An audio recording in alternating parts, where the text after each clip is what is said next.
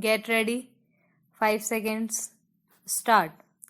Some people talk rather loosely and, if I may say so, rather foolishly of India becoming the leader of this or the leader of that or the leader of Asia.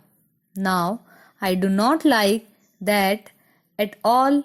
It is a bad approach, this business of leadership. But it is true that because of the various factors I have mentioned, a certain special responsibility is cast on India. India realizes it and other countries realize it also. The responsibility is not necessarily for leadership but for taking the initiative sometimes and helping others to cooperate. New foreign policy is normally something which develops gradually. Apart from certain theoretical propositions we may lay down, it is a thing which, if it is real, has some relation, actuality, and not merely to pure theory. Therefore, we cannot precisely lay down our general outlook or general approach, but gradually it develops. We are, as an independent country, a fairly young country at present, although we are a very ancient country and we have all the advantages and disadvantages of being an ancient country. Nevertheless, in the present context of foreign policy, we are a young country and therefore our foreign policy is gradually developing and there is no particular reason why we should rush in all over the place and do something that comes in the way of this gradual development. As I said, our general policy has been to try to cultivate friendly relations with all countries, but that is something which anyone can say it is not a very helpful thought. It is almost outside, if I may say so, of politics. It may be just a verbal statement or a moral urge. It is hardly a political urge. Nevertheless, something can be said for it even on the political plane. We cannot perhaps be friendly always with every country. The alternative is to become friendly with some and hostile to others. That is the normal foreign policy of a country very friendly with close relations with some, with the consequence that you are hostile to others. You may be very friendly to some countries and you cannot just be equally friendly with all countries. Naturally, you are more friendly with those with whom you have closer relations. But that great friendliness is good, but if it merely reflects hostility to some other country, then it is something different.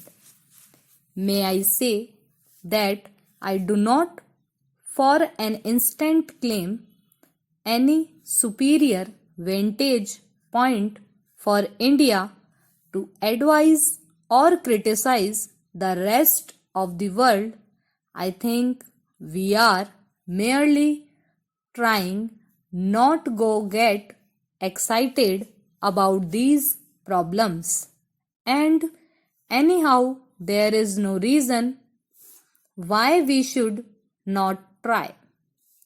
It follows, therefore, that we should not align ourselves with what are called power blocks. We can be of far more service without doing so, and I think there is just a possibility that at a moment of crisis, our peaceful and friendly efforts might make a difference and avert that crisis. If so, it is well worth trying when I say that we should not align ourselves with any power blocks. Obviously, it does not mean that we should not be closer in our relations with some countries than with others. That depends on entirely different factors, chiefly economic, political, agricultural, and many other factors. At the present moment, you will see that, as a matter of fact, we have far closer relations with some countries of the Western world than with others. It is partly due to history and partly due to other factors, present day factors of various kinds.